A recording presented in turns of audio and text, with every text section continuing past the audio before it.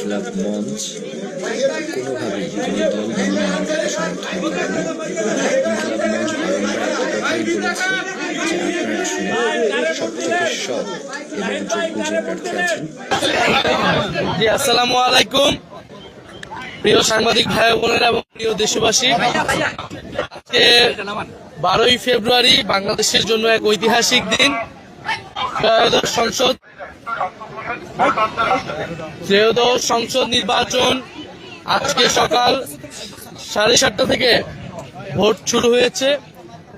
আমি এই কেন্দ্রে, রহমতুল্লাহ কলেজ এই কেন্দ্রে আমি আমার ভোট প্রদান করলাম। আমার জীবনের প্রথম ভোট আমি প্রদান করলাম নীরব পরিবেশেই, নির্বিঘ্নে আমি ভোট প্রদান করলাম। আমি আহ্বান জানাচ্ছি, সকলের প্রতি আহ্বান জানাচ্ছি, আপনারা নির্বিঘ্নে নির্ভয়ে উৎসবমুখর পরিবেশে আপনারা ভোট কেন্দ্রে আসুন। আপনারা দলে দলে সবাই ভোট কেন্দ্রে আসুন।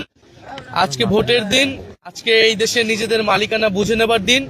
16 বছর সুষ্ঠু নির্বাচনের সুযোগ ছিল না, আমাদের আজকে সুযোগ এসেছে এই ভোটাধিকার প্রয়োগের মাধ্যমে গণতন্ত্রকে প্রতিষ্ঠা করার, গণভোটে হ্যাঁ প্রদানের মাধ্যমে সংস্কার প্রক্রিয়াকে বাস্তবায়ন করার এবং 11 দলের পক্ষে অবস্থান নিয়ে বাংলাদেশকে এগিয়ে নিয়ে যাওয়ার। আপনি নির্বিঘ্নে ভোট দিয়েছেন, তো দেশব্যাপী গতকাল বিরুদ্ধে এমন ঘটনার কোন আলামত, এমন কোন আশঙ্কা আজকেও দেখছেন কিনা?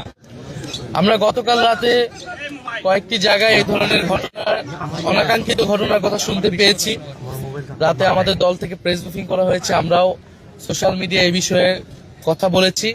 আমাদের বিভিন্ন প্রার্থী সমর্থক তাদের উপরে হামলা করা হয়েছে। কুড়িগ্রামে আপনারা দেখেছেন আতিক মুজাহিদ, নোয়াখালীতে হান্নান মাসুদ, হাতিয়াতে, এছাড়াও এরকম কয়েকটি জায়গাতে, আর হাসনাত আবদুল্লাহর এলাকায় কুমিল্লা 4 দেবিদ্দারে, সেখানে কিন্তু ক্রমাগত কয়েকদিন ধরে একটা ভীত সন্ত্রস্ত পরিবেশ তৈরি করে রাখা হয়েছে।